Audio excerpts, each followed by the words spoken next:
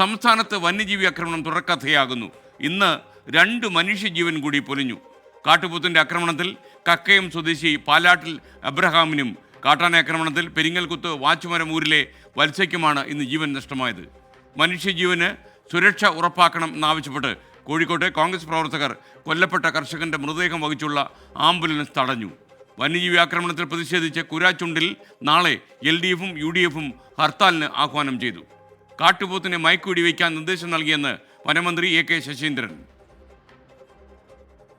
വനംവകുപ്പിലെ ഉന്നത ഉദ്യോഗസ്ഥന്മാർ സംഭവസ്ഥലത്ത് ചെന്ന് സ്ഥിതിഗതികൾ വിലയിരുത്തി ആവശ്യമായ നടപടികൾ സ്വീകരിക്കും. കാട്ടുപോത്തിനെ മയക്കുവെടി വെക്കാനുള്ള ഉത്തരവ് താമസിയാതെ തന്നെ ഇറക്കാനുള്ള നിർദ്ദേശം വനംവകുപ്പ് മേധാവിക്ക് നൽകിക്കഴിഞ്ഞിട്ടുണ്ട്.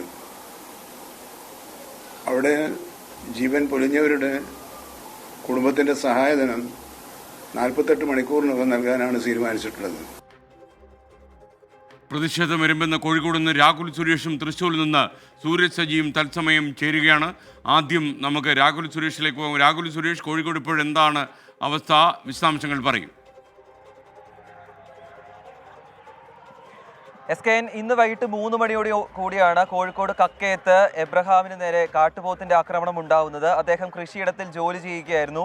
ഇതിനിടയിലാണ് അപ്രതീക്ഷിതമായി എത്തിയ കാട്ടുപോത്ത് നെഞ്ചിൽ കുത്തി വീഴ്ത്തുന്നത്. ഏറെ നേരം ചോര വാർന്ന് എബ്രഹാം കൃഷിയിടത്തിൽ തന്നെ കിടന്നു.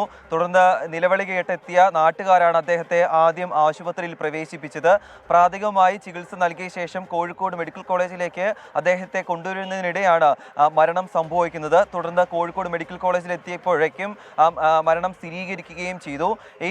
അതിനുശേഷം ഇവിടെ മൃതദേഹം ഇൻക്വസ്റ്റ് നടപടികൾക്കായി മോർച്ചറിയിലേക്ക് മാറ്റിയിട്ടുണ്ട്. നാളെയായിരിക്കും ഇൻക്വസ്റ്റ് നടപടികളും പോസ്റ്റ്മോർട്ടം നടപടികളും നടക്കുക. ഇതിനിടയിൽ കോൺഗ്രസിന്റെ നേതൃത്വത്തിൽ വലിയ രീതിയിലുള്ള പ്രതിഷേധം ഇവിടെ ഉണ്ടായി. കാഷ്വാലിറ്റിയിൽ നിന്നും മോർച്ചറിയിലേക്ക് മൃതദേഹം കൊണ്ടുപോകാൻ തുടങ്ങിയപ്പോഴേക്കും ആ മൃതദേഹം കോൺഗ്രസ് പ്രവർത്തകർ തടഞ്ഞു. ഏതാണ്ട് 1 മണിക്കൂറിലേറെ കോൺഗ്രസ് നേതാക്കളും ഒപ്പം തന്നെ പോലീസും തമ്മിൽ വാക്കേറ്റവും കയ്യാങ്കളിയും ഉണ്ടാകുന്ന ഒരു സാഹചര്യം ഉണ്ടായി.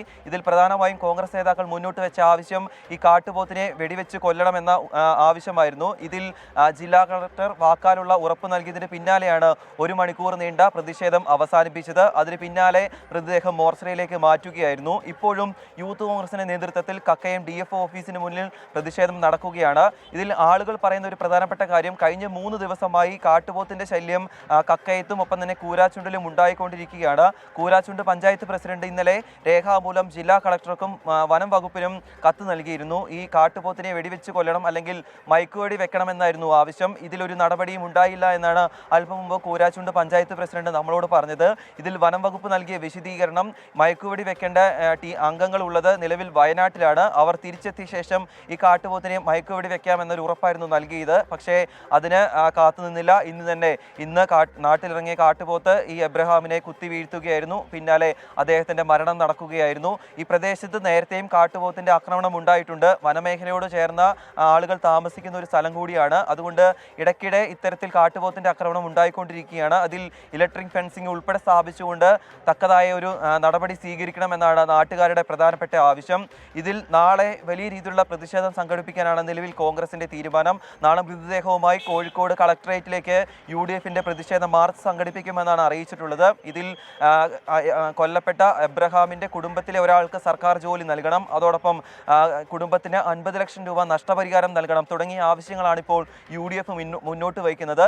ഇതിൽ കൃത്യമായ ഉറപ്പ് നൽകാത്ത പക്ഷം കനത്ത പ്രതിഷേധത്തിലേക്ക് കടക്കാനാണ് നിലവിൽ UDF-ന്റെ തീരുമാനം. എന്താണെങ്കിലും മൃതദേഹം നിലവിൽ കോഴിക്കോട് മെഡിക്കൽ കോളേജിലെ മോർച്ചറിയിലാണ് ഉള്ളത്. രാഹുൽ സുരേഷാണ് കോഴിക്കോട് ചേർന്നത്. ഇപ്പോൾ ചാലക്കുടി ഗവൺമെൻറ് ആശുപത്രിയിൽ നിന്ന് സൂരജ് സജി കൂടി ചേരുന്നു ലേറ്റസ്റ്റ് അപ്ഡേറ്റ്സുമായി. സൂരജ് സജി, എന്താണ് ലേറ്റസ്റ്റ് വിവരങ്ങൾ?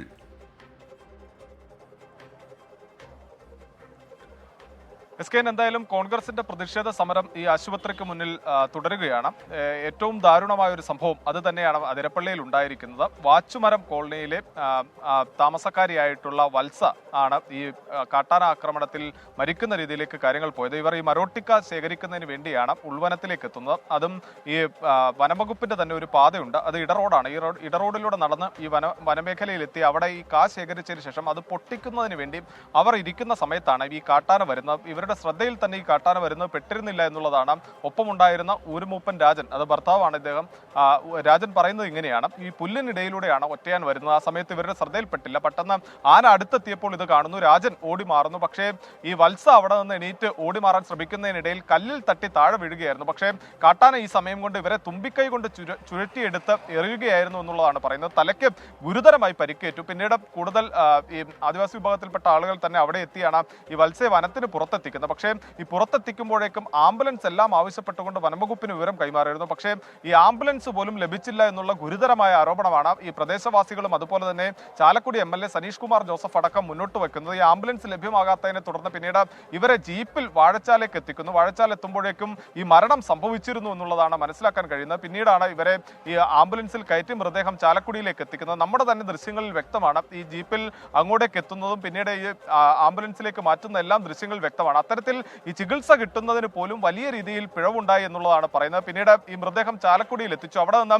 മെഡിക്കൽ കോളേജിലേക്ക് മാറ്റാനുള്ള ഒരു ശ്രമം നടത്തിയ സമയത്താണ് ഈ കോൺഗ്രസ് പ്രതിഷേധവുമായി രംഗത്തെത്തുന്നത്. അവർ പ്രധാനമായും 3 ആവശ്യങ്ങൾ ഉന്നയിച്ചുകൊണ്ടാണ് ഈ പ്രതിഷേധം സംഘടിപ്പിച്ചത്. ഈ മരണം സംഭവിച്ച കുടുംബത്തിന് അർഹമായ നഷ്ടപരിഹാരം പ്രഖ്യാപിക്കണം. അതോടൊപ്പം തന്നെ ഈ പോസ്റ്റ്മോർട്ടം നടപടികൾ ചാലക്കുടി താലൂക്ക് ആശുപത്രിയിൽ തന്നെ നടത്തണം. തുടർച്ചയായി അതിരപ്പള്ളിയിൽ ഈ വന്യജീവി ആക്രമണം ഉണ്ടാകുമ്പോൾ പല പദ്ധതികളും പ്രഖ്യാപിക്കാറുണ്ട്. പക്ഷേ അതൊന്നും നടപ്പാക്കാറില്ല. ഈ ജീവൻ നഷ്ടപ്പെട്ട സാഹചര്യത്തിൽ അതിരപ്പള്ളി മേഖലയിൽ ഫെൻസിംഗ് ഉൾപ്പെടെ നടപ്പാക്കുമെന്ന് ഉറപ്പു കിട്ടിയാൽ മാത്രമേ തങ്ങൾ ഈ പ്രതിഷേധത്തിൽ നിന്ന് പിന്മാറുകയുള്ളൂ എന്ന് പറഞ്ഞുകൊണ്ട് ചാലക്കുടിയിലെ ജനപ്രതികൾ എനിക്ക് പിന്നിൽ കാണുന്ന പോലെ തന്നെ MP ഉണ്ട്, MLA ഉണ്ട് അടക്കമുള്ളവർ വലിയ രീതിയിലുള്ള പ്രതിഷേധവുമായി ഈ മേഖലയിൽ മുന്നോട്ട് പോകുന്നു. എന്തായാലും ഈ സംഭവവുമായി ബന്ധപ്പെട്ടുകൊണ്ട് വനം വകുപ്പിനും ഉണ്ടായിട്ടുള്ളത് ഗുരുതര വീഴ്ചയാണ്. കാരണം ഈ മേഖലയിൽ ഒറ്റയാനുകൾ ഉൾപ്പെടെ തുടർച്ചയായി എത്തി ആക്രമണം സൃഷ്ടിക്കുന്ന ഒരു സാഹചര്യമുണ്ട്. വിനോദസഞ്ചാരികളെ അടക്കം ഈ ആനകൾ ആക്രമിക്കുന്ന ഒരു സാഹചര്യമുണ്ട്. അപ്പോൾ പോലും ഈ ആനകളെ നിരീക്ഷിക്കുന്നതിൽ ഈ വനം വകുപ്പ് ഉദ്യോഗസ്ഥർക്ക് ഗുരുതരമായ വീഴ്ച ഉണ്ടാകുന്നു എന്നുള്ളത് തന്നെയാണ് നമുക്ക് മനസ്സിലാക്കാൻ കഴിയുന്നത്. ആ വീഴ്ചയിൽ നിന്നാണ് ഇന്നൊരു ജീവൻ നഷ്ടപ്പെടുന്ന നിലയിലേക്ക് പോലും കാര്യങ്ങൾ പോയത്. മാസങ്ങൾക്ക് മുമ്പ് ഒരു 2 വയസ്സുകാരിയെ ആന ചവിട്ടി കൊന്ന സമയത്ത് അന്ന് പറഞ്ഞിരുന്നത് ഈ RRT സംഘത്തെ അടക്കം നിയോഗിച്ചുകൊണ്ട് ജനവാസ മേഖലയിലേക്ക് കാട്ടാന ഇറങ്ങുന്നത് തടയും എന്നൊരു പ്രഖ്യാപനം നടത്തിയിരുന്നു. പക്ഷേ ഇന്ന് വരെയും ആ പ്രഖ്യാപനം നടപ്പാക്കാൻ പോലും തയ്യാറായിട്ടില്ല. ഫെൻസിംഗ് ഉൾപ്പെടെയുള്ള പദ്ധതികൾ മുഴുവൻ അതിരപ്പള്ളിയിൽ നിലച്ചിരിക്കുന്ന ഒരു സാഹചര്യം. കഴിഞ്ഞ ദിവസം ഈ വെറ്റിലപ്പാറയ്ക്ക് സമീപം കാട്ടാന ഇറങ്ങിയ സമയത്ത് ഈ നാട്ടുകാർ തന്നെ വനംവകുപ്പ് ഉദ്യോഗസ്ഥരെ വിളിച്ച് വിവരങ്ങൾ അറിയിച്ചിരുന്നു. ആ സമയത്ത് ഇവർ പറഞ്ഞത് ഇവർക്ക് അങ്ങോട്ടേക്ക് എത്താൻ വാഹനമില്ല എന്നതാണ് പറഞ്ഞത്. പിന്നീട് ഈ പ്രധാന പാതയിൽ ഉണ്ടായിരുന്ന കടകളടക്കം ഈ കാട്ടാന തകർത്ത വാർത്തകൾ കഴിഞ്ഞ ദിവസം നമ്മൾ റിപ്പോർട്ട് ചെയ്തതാണ്. അത്തരത്തിൽ ജനജീവിതം തന്നെ ദുസ്സഹമായ അതിരപ്പള്ളിയിലാണ് ഇപ്പോൾ ഈ കാട്ടാനാക്രമണത്തിൽ ഒരു ജീവൻ നഷ്ടമായിരിക്കുന്നത്. ഓക്കെ, സൂര്യ സജിയാണ് ചാലക്കുടി ഗവൺമെന്റ് ആശുപത്രിയിൽ നമുക്കൊപ്പം ചേർന്നത്.